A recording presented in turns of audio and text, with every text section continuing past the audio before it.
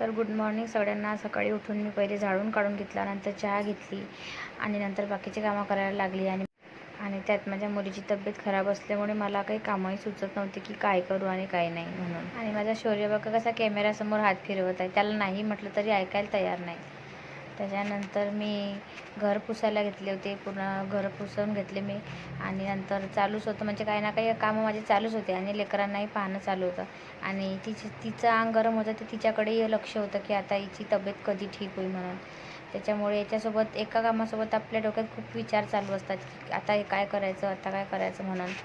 नंतर मी भांडे, माझे किचनमध्ये भांडे पडले होते, म्हणजे रात्रीचे भांडे घासून ठेवले होते ते। आणि नंतर सकाळी मी हे भांडे घासून ठेवले, चहा झाल्यानंतर ते मी लावून घेतले होते। नंतर आज आलू वांग्याची भाजी बनवायची होती आणि वरण भात चपाती असं साधंच जेवण बनवायचं होतं आज। तर त्याच्यामुळे मी पहिले आलू वांग्याची भाजी लावून घेतली कुकरला। आणि मी कुकरलाच बनवते, ती लवकर होऊन जाते। थोडंसंच पाणी टाकायचं आणि थोडंसं पाणी टाकून एका शिट्टीमध्येच आपली भाजी मस्त तयार होऊन जाते। नंतर भाजी करून घेतली आणि चपात्या पण मी टाकून घेतल्या, त्या पीठ सकाळीच मळून ठेवलं होतं। नंतर चपात्या मी पटापट टाकून घेतल्या, तेव्हा ती झोपलीच होती, म्हणजे उठली नव्हती। आणि नंतर वरण बनवून ठेवलं होतं, त्याच्यामध्येच त्याच कुकरमध्ये मग मी नंतर भात टाकून घेतला। आणि हे मिरची पण मी तळून घेतली होती।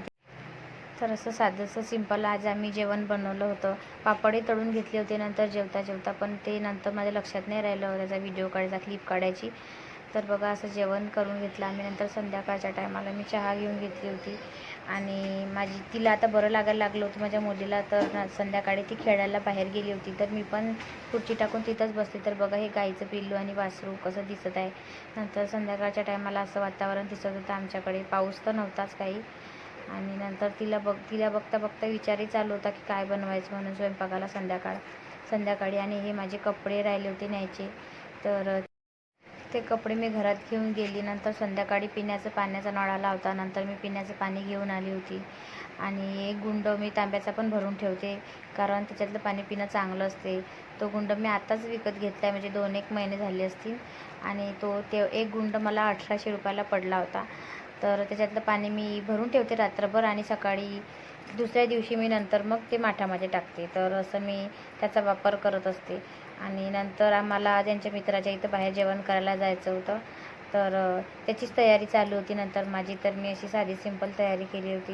नंतर तिकडे जाता जाता बघा रोडने किती छान लायटिंग डेकोरेशन चालू होतं, कारण उद्याची ईद होती म्हणून हे डेकोरेशन चाललं होतं। चला तर मग इथंच व्हिडिओला एंड करते।